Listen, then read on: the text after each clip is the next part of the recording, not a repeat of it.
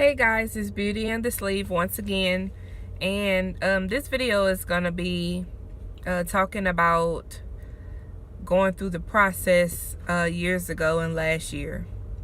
So about 7 years ago, me and a family member were going to Covington, Louisiana to see Dr. Redmond to start the bariatric process. And at that time, I was around maybe 50 pounds less than what I am now, or my highest weight, should I say, because I did lose some. But I still qualified because my BMI was 35 and I had one comorbidity, which was sleep apnea. He made me test for it. I didn't know that I had it before, so when he tested me for it, I did have it. But through the process, I went to maybe two or three visits, maybe 3 visits. And throughout the process, I just started feeling like, this is wrong. I shouldn't be cutting on my body, this blah, blah, blah. So I stopped going. Now I've gained more weight and I'm more at risk of things happening. My family has history of diabetes and hypertension and, heart disease. Even cancers. I have a lot of great aunts that had breast cancer and stuff. And, excess weight contributes to all those type of things. So besides those factors and just feeling heavy and not being able to do certain things like ride certain rides with my kids, or things that require weights, like I went to Mexico and I couldn't go down in a submarine because I weighed too much. There are multiple reasons why, and looking at pictures of myself is one of the worst ones. I don't feel as big as I am until I see myself on a picture. And that brings me back to reality, and it makes me wonder, how did I let myself get this big?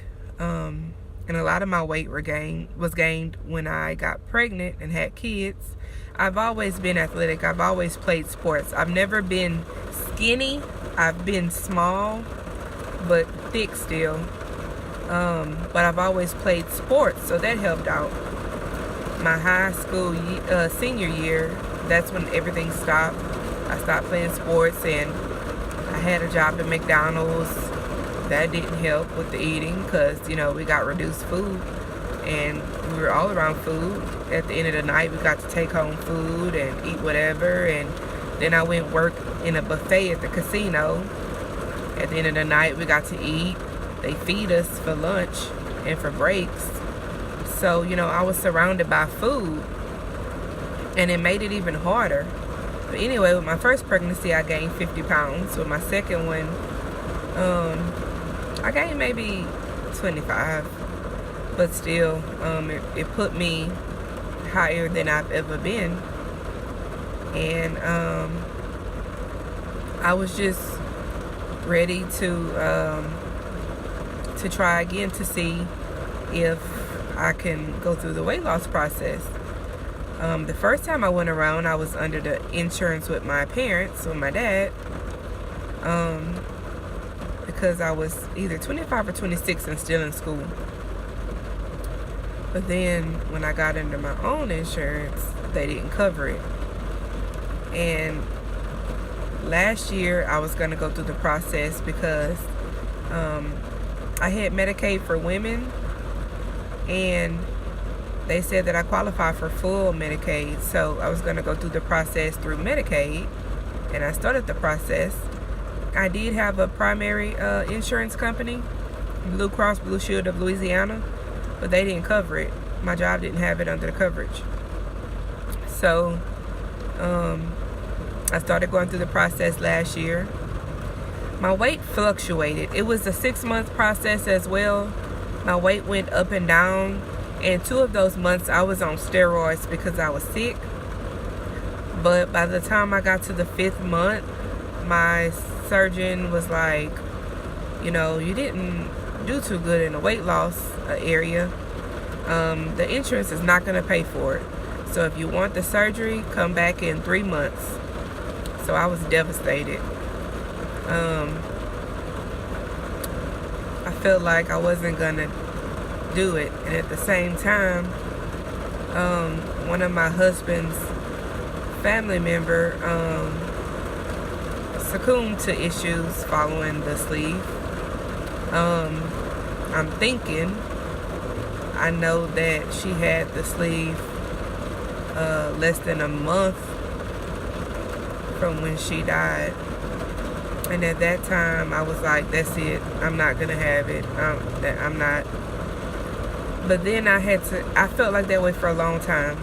But then I had to come to the realization, everyone's journey is not the same. My journey is not the same as someone else's journey. Just because something happened to one person doesn't mean it's going to happen to the other person. You know, can't live in fear. So 3 months later, I decided to go back. Well, when I went back to the surgeon, I was told that Medicaid had not paid any of the bills from when I was coming before, because they said I have a primary insurance, and if my primary insurance isn't covering it, they won't either. So, you know, I was devastated again. Never did cross my mind, hey, I'm gonna go to Mexico or anything, because that's just not something that I want to do. I was just devastated. I started trying to look into like clinical trials or, you know, something that may cover it. I started reaching out to various people. I even considered maybe it's called, I think, Arbera balloon, because it was cheaper. My doctor said it was only $7,500, but I think my BMI was still too much for that. Then, lo and behold, we got the news at my job during the meeting that our insurance company has added on bariatric coverage. So I felt like, you know, as much as I've been trying, you know, I'm receiving some kind of help. So maybe this is something that I should do. And a couple months later, I started the process again. It's 6 months, and it requires a psych evaluation, nutrition visit, which my psych evaluation, the first time I did it last year when I was going through the process, I had to pay like $250. This time, because all of my information was basically the same, and I told him I just needed for him to resend it. I did have to go in for an appointment, and he asked me all the questions and stuff again. But since most of it was still the same, with my copay and my insurance, it was only $35. So, I already had my sleep apnea study. I did see the nutritionist about maybe 2 or 3 times. I think the insurance only required it once. And that's about it. My BMI was, I think, starting off 43. And my BMI had to be at least 35 and a comorbidity. So I had the sleep apnea comorbidity.